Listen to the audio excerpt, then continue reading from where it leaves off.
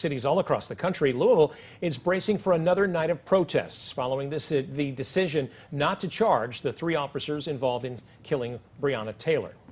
Right now, 2 other Louisville police officers are recovering after being shot during protests last night. A county-wide curfew that started at 9 p.m. last night will continue tonight as police prepare to deal with whatever comes their way. We adjust our response every night based on the conditions we've seen. I would expect you to see the response tonight very similar to the response you saw last night. As Louisville and cities across the country prepare for more possible protests, the WAAY 31I team wanted to know what, if anything, Huntsville police are doing. In June, police used tear gas to break up protests in downtown Huntsville over the death of George Floyd. Police critics called them over-aggressive. WAAY 31's Sydney Martin joins us live in downtown Huntsville. She asked police about their preparations. Sydney.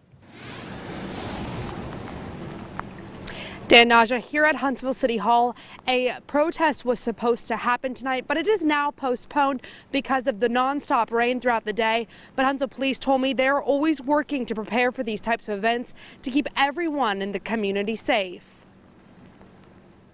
We do try to reach out to any potential organizers, whether they're permitted or unpermitted. If they're unpermitted, sometimes it's more difficult to find out who the organizer is, but if we do, we try our best to reach out to them and have a conversation on their plans and intent for the protest, their abilities to control the environment, do they know who's coming, and those sorts of things.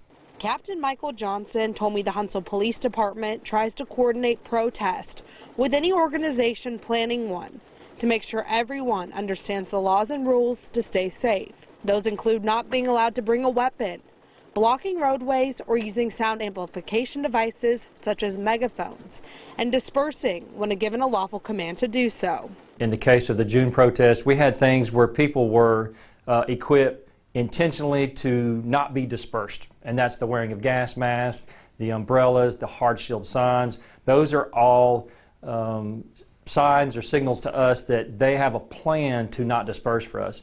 Johnson explained the Huntsville Police Department begins preparing for protest as soon as they hear about the possibility. We'd be neglectful if we weren't prepared.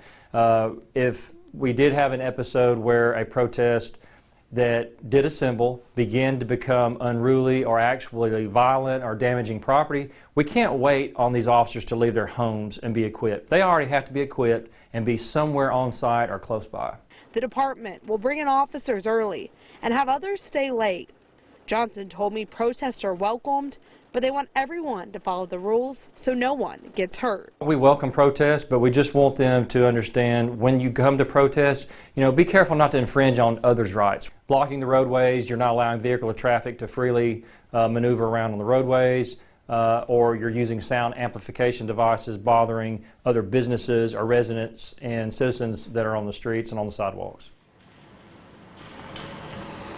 Now, Johnson told me they do allow for organizations and for protests to march in the streets for some period of time, but he said if marching goes on for too long and it's disrupting traffic and other things going on, that's when the department will ask for protesters to stop in the streets and to disperse.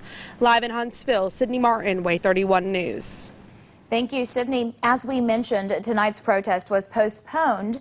It is now scheduled for tomorrow at the Huntsville Municipal Complex starting at 5:30.